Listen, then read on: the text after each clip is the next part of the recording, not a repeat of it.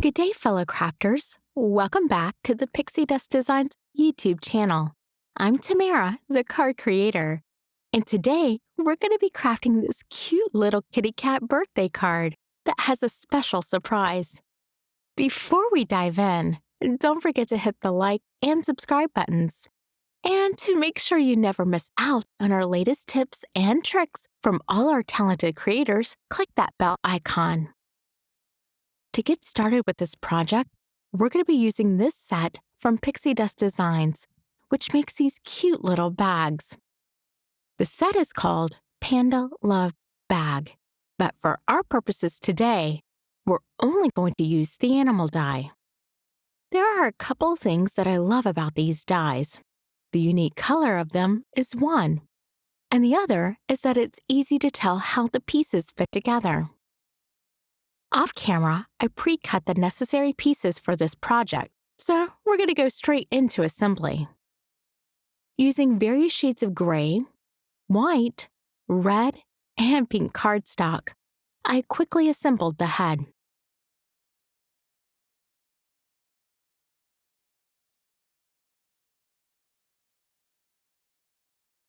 At this point, it still looks like a panda, but we're going to fix that in just a second.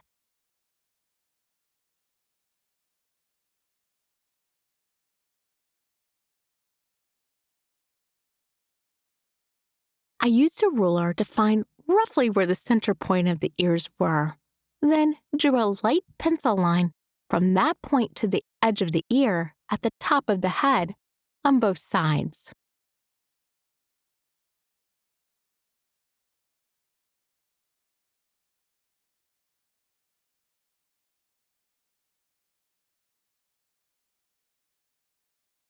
I then trimmed them down with my scissors to get, voila, pointed cat ears.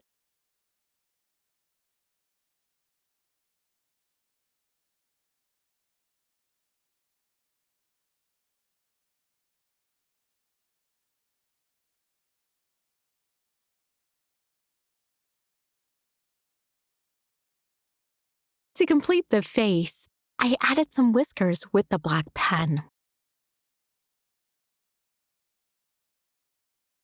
Lastly, I used some red and gray cardstock to cut out the headband, which I glued in place with more liquid glue and allowed to dry. This is a fast-drying variety, so it didn't take long.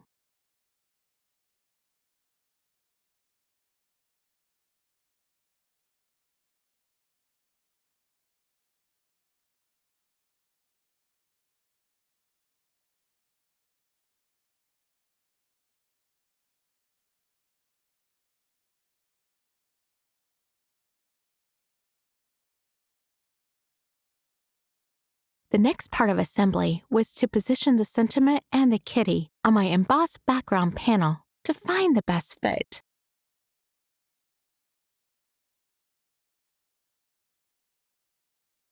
Once I was satisfied with the layout, I broke out my laser level and glued the sentiment into place, ensuring it was placed straight before weighing it down to dry.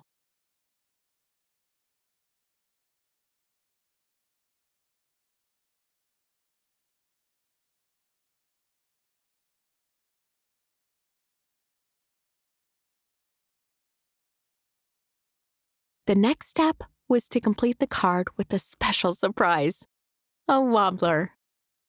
I removed the adhesive strips from the wobbler and adhered it to the kitty head, then to the background panel.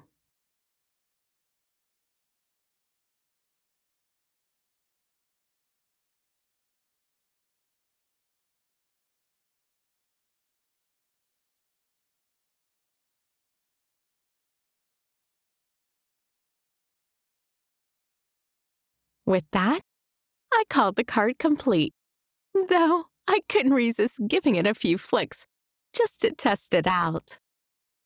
If you found this video helpful, don't forget to give it a thumbs up and subscribe to the channel for more crafting tips, design ideas, and fun tutorials. And as always, click that bell icon so you never miss out on our latest content. See you next time.